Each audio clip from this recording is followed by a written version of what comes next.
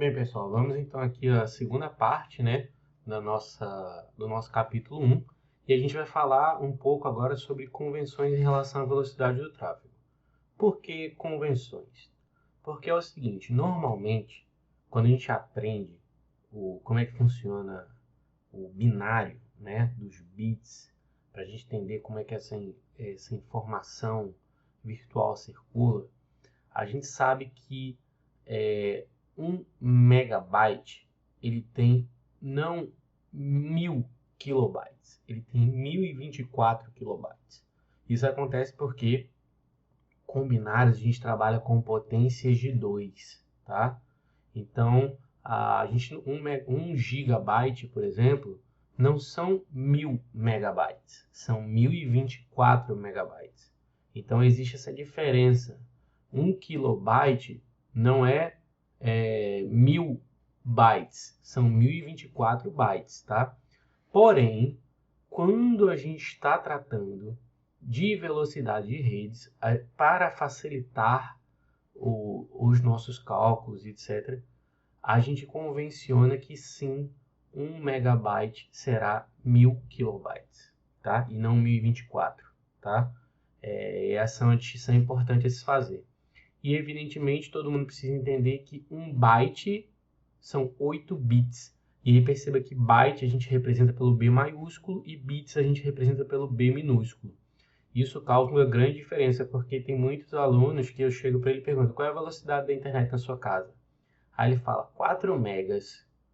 Mas 4 megas o quê? Bits ou bytes?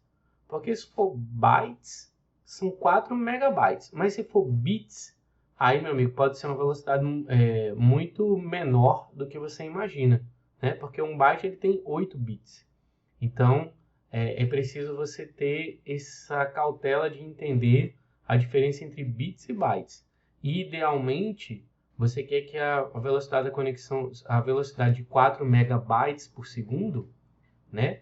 Mbps, se esse B for maiúsculo, é muito diferente se o B for minúsculo, tá? Porque se o B for minúsculo e você quiser passar ele para o B maiúsculo, você precisa dividir por 8, tá?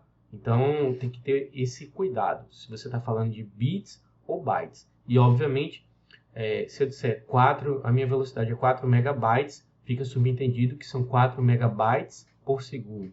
Se eu disser que são 10 megabits, fica subentendido que são 10 megabits por segundo e que esses 10 megabits equivalem a 10 vezes 1000 kilobits, por exemplo, tá? Você pode ver a velocidade da conexão na sua casa, por exemplo, tem vários sites que fazem isso, tá? Mas você tem aqui um exemplo que é o minhaconexão.com.br. Então, se você vir aqui para o minhaconexão.com.br, aí você vai ver ó, que quando você entra no site, ele já começa a fazer um teste da velocidade da sua casa. E aí ele vai te dar várias informações. Ele vai fazer um teste de ping, que é o ping a gente vai ver mais para frente, que ele é um teste de envio de uma informação e fica esperando o retorno dessa informação, para ver quanto tempo leva para a informação ir e voltar, tá?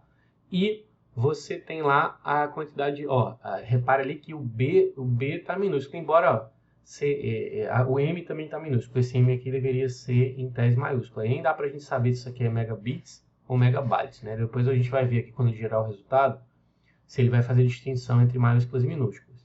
Mas, fez aqui, 33.83 megas, tá vendo? Essa é a pegadinha, mas isso aqui a gente está falando de bits ou bytes. Seguramente isso aqui deve estar falando em bits, tá? E aqui você tem 5.2 megas, tá? Com uma velocidade de upload. Repare que as velocidades de download e upload são diferentes, elas são assimétricas. A velocidade de download são muito maiores do que as velocidades de upload. Isso acontece porque, evidentemente, a gente puxa muito mais informação de internet do que a gente manda informação de internet para a internet. Então, acaba que a gente tem uma velocidade de download muito mais priorizada, digamos, do que as velocidades de upload, o que causa essa diferença entre as velocidades. Mas aqui é uma forma que você tem de fazer um teste para ver como é que está a velocidade de conexão da sua casa, tá? Então aqui ele te dá vários dados com vários tipos de servidor dos testes que ele fez em locais diferentes, tá? De novo, é preciso tomar cuidado para entender se ele está chamando aqui megas de bits ou bytes, tá? Porque isso pode fazer muita diferença. Tendo visto isso, vamos agora para entender algumas letrinhas da área de redes, que são meio chatinhas da gente trabalhar.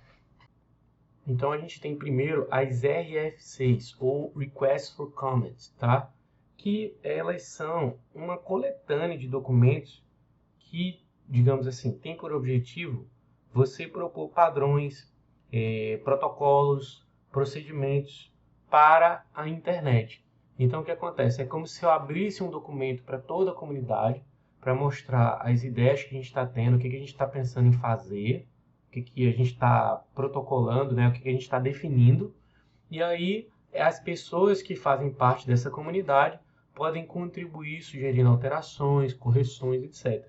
Então, ela é como se fosse um ambiente um pouco mais informal, uma maneira um pouco mais, digamos, provisória de começar a se definir uma coisa até que aquilo realmente comece a tomar uma forma mais consolidada, tá?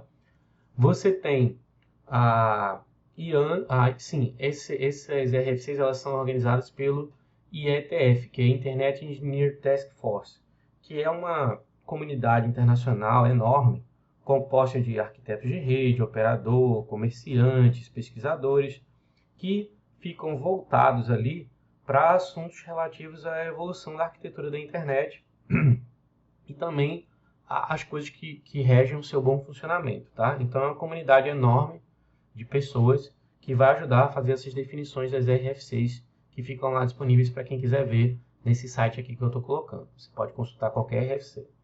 Você tem a IANA, que a IANA é como se ela fizesse o controle de tudo que é relacionado a número na internet.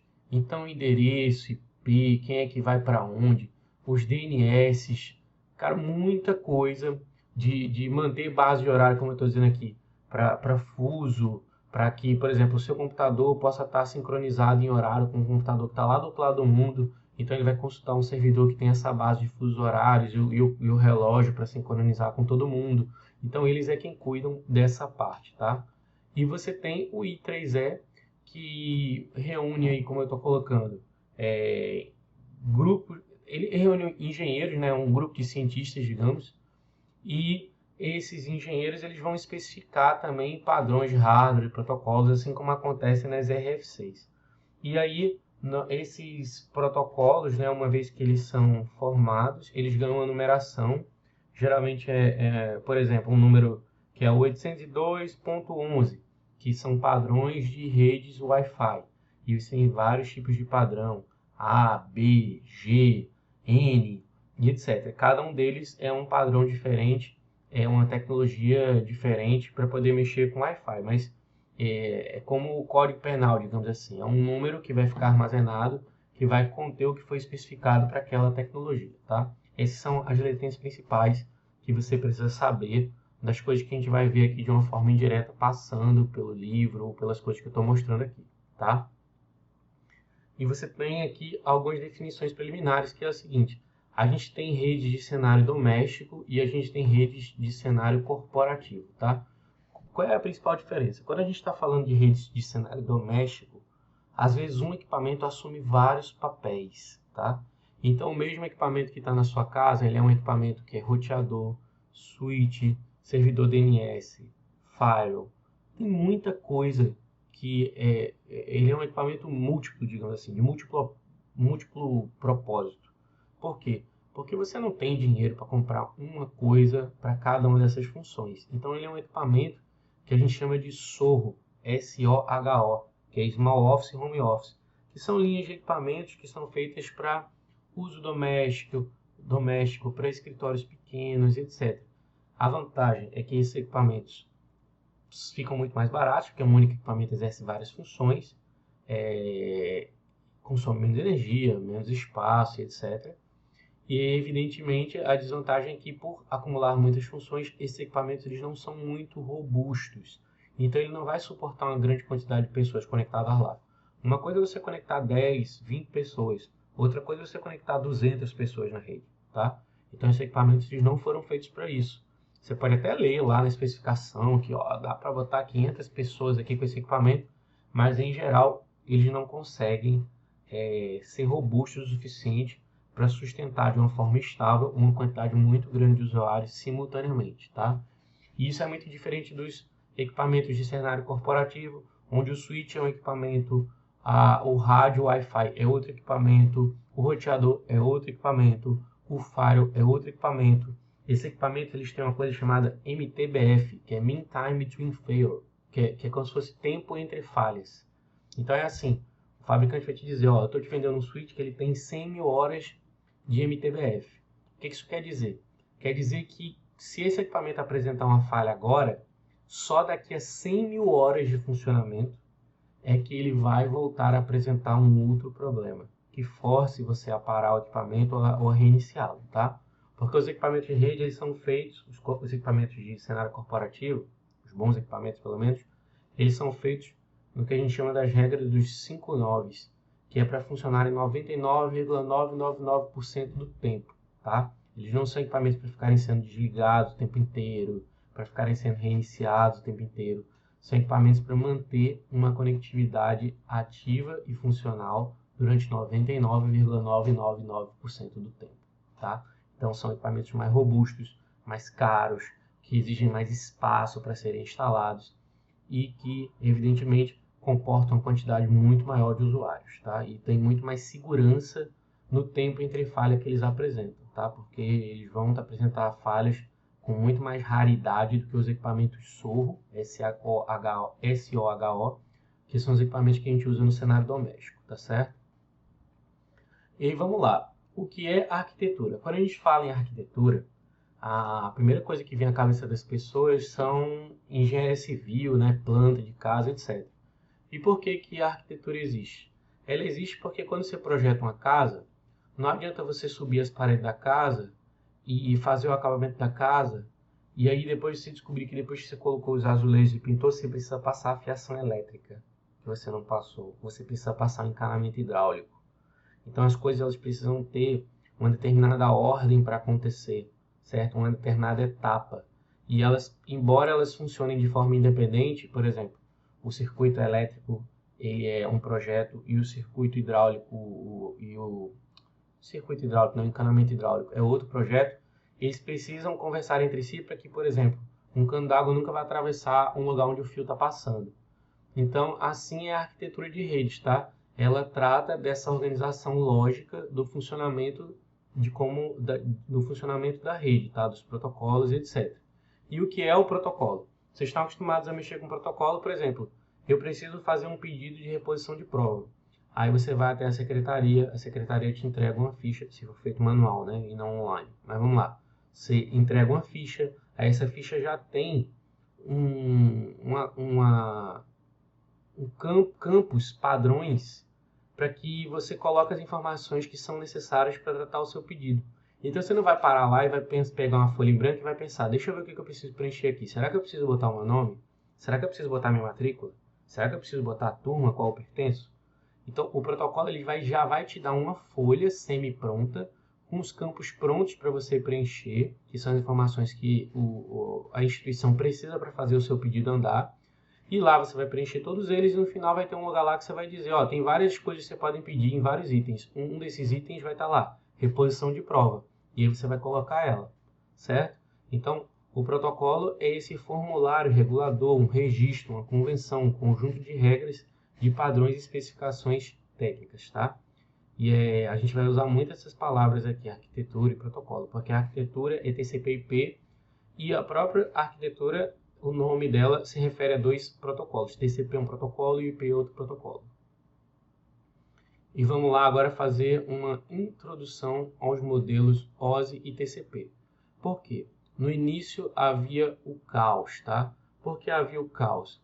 Porque cada fabricante projetava os seus equipamentos da sua marca e você, se quisesse fazer uma rede, precisava comprar todos os equipamentos daquele fabricante.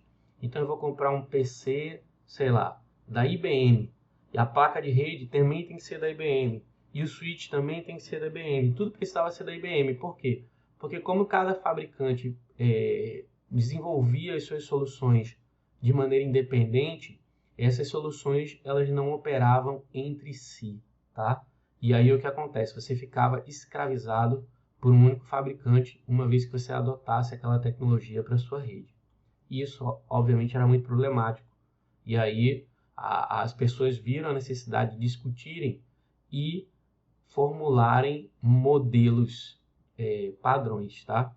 E aí houve uma concorrência entre duas propostas distintas. Uma proposta que era o modelo OSI e outra proposta que era o modelo TCP/IP, tá? Cada uma tinha as suas características. O modelo OSI, ele surgiu depois, ele era mais formal, ele envolvia grandes apoios de fabricantes de tecnologia, ele era apoiado pela ISO, vocês já devem ter visto, um negócio foi aprovado por ISO 9000, porque tem uma determinada característica de padrão de qualidade. E a ISO, ela é padronizadora de qualidade de várias coisas. E aí, só vocês lembrar, OSI, ISO, tá? A ISO apoiou a OSI. E aí você tinha o modelo TCP/IP, que foi o primeiro modelo que surgiu. Ele era muito mais informal, ele era mais usado por pesquisadores, etc. E ele foi o modelo que acabou se sagrando vencedor entre esses dois modelos.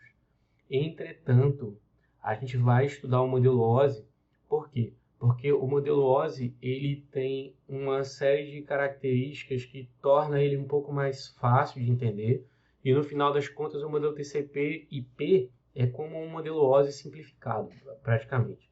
A razão pela qual o modelo OSI não aconteceu foi que quando você produz pesquisa, você tem um tempo em que as pesquisas entram em alta, e aí você estabelece padrões, e aí quando as pesquisas começam a ter baixa, né, digamos, já não está mais pesquisando tanto, e depois que você estabeleceu padrões, você tem um investimento bilionário para fabricar aquela tecnologia. E a OSI demorou demais a estabelecer os padrões. E o investimento bilionário precisava acontecer porque as tecnologias precisavam ser feitas, precisavam ser colocadas em prática. E aí, devido a essa demora de se desenvolver os padrões do modelo OSI, acabou que o modelo TCP/IP acabou prevalecendo, por ser mais informal até, e assim, hoje é o modelo que domina o mercado, tá? E a gente vai ver aqui, por último, para a gente encerrar esse capítulo de agora, essa parte 2, na verdade, do capítulo 1, a gente vai falar do modelo OSI, né? E das 7 camadas do modelo OSI. Aí você tem lá a camada 1, que é a física, L1. Por que L, Rafael? L vem do inglês layer, que é camada, tá? Então é camada 1, física, camada 2, enlace, camada 3, rede, camada 4, transporte, camada 5, seção, camada 6, apresentação, camada 7, aplicação. O nosso curso de redes, ele foca principalmente das camadas 1 até a 4. É por isso que elas estão aí coloridas, tá? Camada física, de enlace, rede e transporte. E o curso, os cursos de desenvolvimento que você for fazer, de programação, etc., eles focam mais no que é a camada 5, 6 e 7, tá? Então é como se nas camadas 1 a 4, o foco aqui é na transmissão de dados. Existe uma junção muito forte de software e hardware ali acontecendo. Quem trabalha com suporte de redes trabalha principalmente focado nessas primeiras 4 camadas. E quem trabalha com foco na aplicação, né, seja na administração do servidor, seja no desenvolvimento de software, ele foca mais nas camadas 5 a 7, que no modelo TCP/IP, a grosso modo, é como se as camadas de seção, apresentação e aplicação elas tivessem sido misturadas e consolidadas numa única camada de aplicação, tá? É muito importante que você saiba tanto o nome das camadas, como você saiba a ordem das camadas. Quem é a camada 1, quem é a camada 2, quem é a camada 3, quem é a camada 4, quem é a camada 5, quem é a camada 6, quem é a camada 7. E a gente vai ver, até o final desse capítulo, qual é a função de cada uma dessas camadas, tá? Então eu peço que você dê uma boa olhada nessa figura aqui, coloque bem isso na sua cabeça, tenha isso bem claro, porque isso é um conhecimento fundamental para que você tenha um bom desempenho, não só ao longo da disciplina, no médio e longo prazo, mas principalmente nessa primeira parte do nosso curso, tá? E aqui, por que nós aprendemos redes por camada hierárquica? Isso aí tem várias coisas. É menos complexo que você vai estudar primeiro uma camada, depois outra camada, em vez de estudar tudo misturado. As camadas, elas têm interfaces padronizadas. Então, um desenvolvedor, por exemplo, que desenvolve para a camada física, por exemplo, uma fibra ótica, ele não precisa se preocupar como essa tecnologia vai ter impacto para a camada 2, 3, 4, 5, 6, 7, porque ele só precisa cuidar da camada em que aquela tecnologia está inserida. No caso de fibra ótica, camada física. Fosse um switch, por exemplo, ele trabalha na camada 2, que é de enlace. Então o cara não precisa se preocupar se o switch se os dados que vão chegar para o switch vão estar trafegando numa fibra ótica ou por uma rede sem fio. Por quê? Porque as mídias são de camada 1, camada física. A gente vai ver isso mais para frente, tá? Por exemplo, quando você desenvolve um roteador que opera na camada 3, que é de rede, você não precisa se preocupar como vai ser a tomada do roteador, sabe? Qual o padrão de tomada, porque isso já foi definido por outra camada, que é a camada física, tá? Então fica mais fácil de você aprender, fica mais fácil para desenvolver, e isso faz com que exista interoperabilidade entre fabricantes. A partir de então, diferente do que se tinha antes, você não tem o que a gente chama só de soluções proprietárias, que é você comprar uma solução tecnológica que só funciona para aquele fabricante e não fala com as outras. Quase todas as tecnologias que a gente coloca hoje no mercado são tecnologias abertas que qualquer fabricante que tenha competência para fazer aquela tecnologia acontecer pode fazer, e aí isso faz com que os hardwares consigam operar entre si. Você pode ter um computador da Dell com a placa de rede da IBM e vai funcionar. Pode ter um computador da Dell com a placa de rede da IBM com o switch da Cisco e eles vão funcionar tranquilamente entre eles, tá?